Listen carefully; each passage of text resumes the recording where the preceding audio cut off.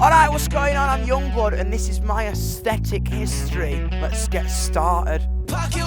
First EP, Me on Fire. It was literally like, I want to be on fire like I'm being burned at the stake. So that's how I felt young people were being treated at that time. It was all black and white, but I had pink socks on. I just wanted something that could make me and my family, my fan base, have in common.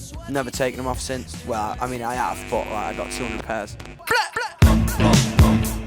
Happy! King Charles. Like we had no label and we had to just do this in a day. Of kindness. It was literally just like white backdrop, like the Kinks. Just performed the song. I had proper bad asthma in me and I forgot me inhaler. So I went and I was like, after the first take, I was like, no! So I was like, had to like drink hot water and beer all day.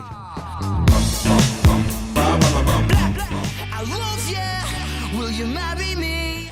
I love you, will you marry me? Didn't really have like a budget for anything, so I was like, should we just shoot it live?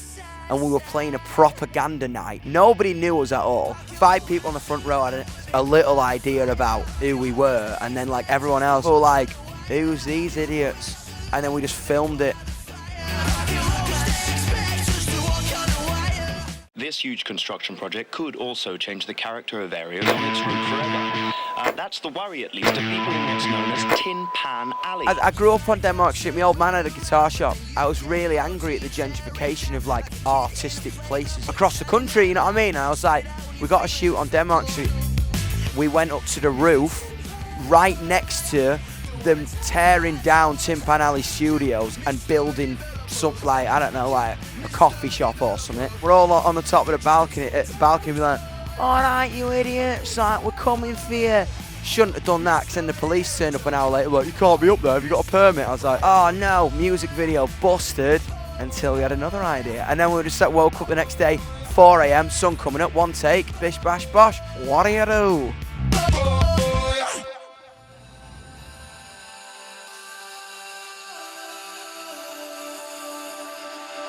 This was like our first proper actual video. Because this story is so important, I needed it to be told truthfully, so we got actors to do it.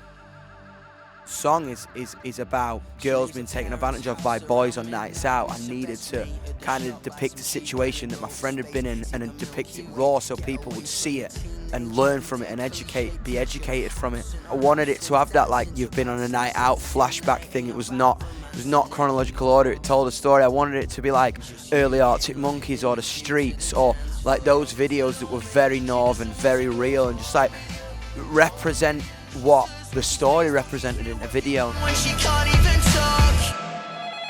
Hello. First album cover, 21st Century Liability. I shot it in New York. That whole record was me as a 19-year-old young person going like, I feel caged, I feel voiceless, I feel trapped, but it's not gonna get me. And I think like the snarl on the face represented that. Just had this like defiance, it had this snarl to it that I wanted the album to have. I'm a 21st century liability.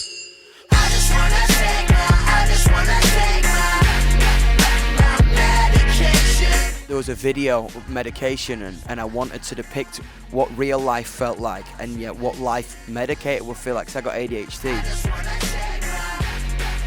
I wanted it to be one big metaphor, like this is what the world feels like when I'm not actually in it.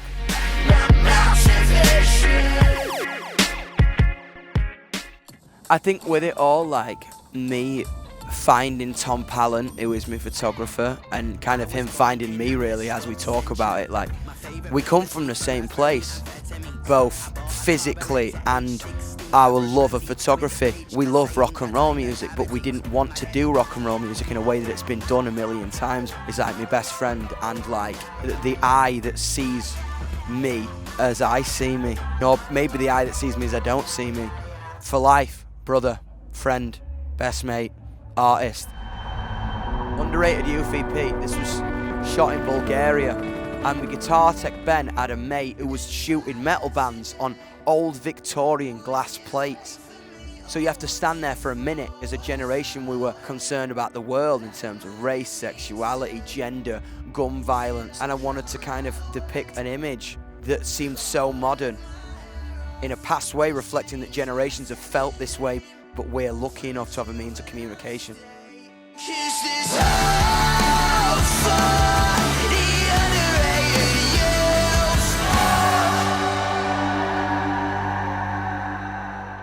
Album 2, Weird.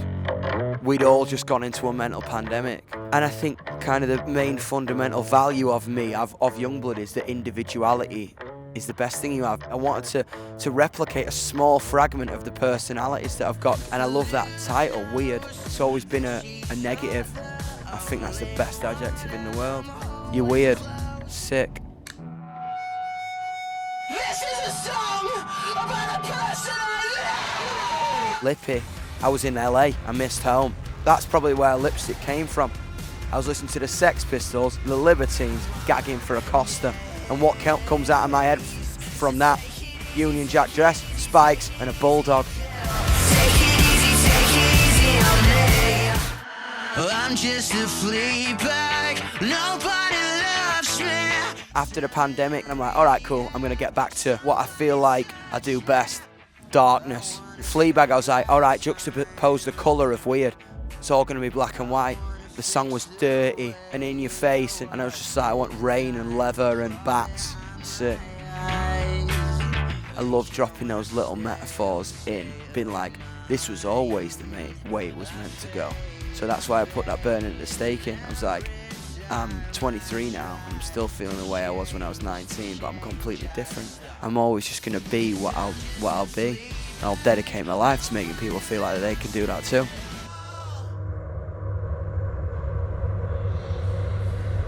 Ozzy Osbourne in the funeral, what a legend. Hang on, it's just a funeral. Where the is everybody? I'd met Ozzy at his album release. I had a pepperoni pizza and a Dr. Pepper with him in the Rainbow.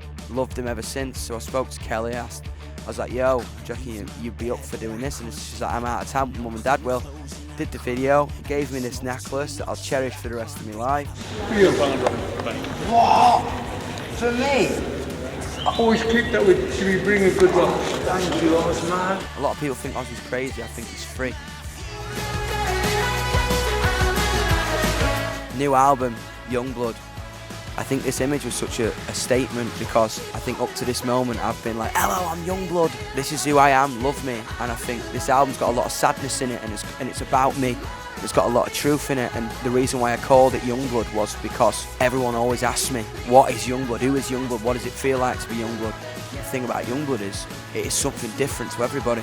So is YUNGBLUD at this point? I don't know. You decide.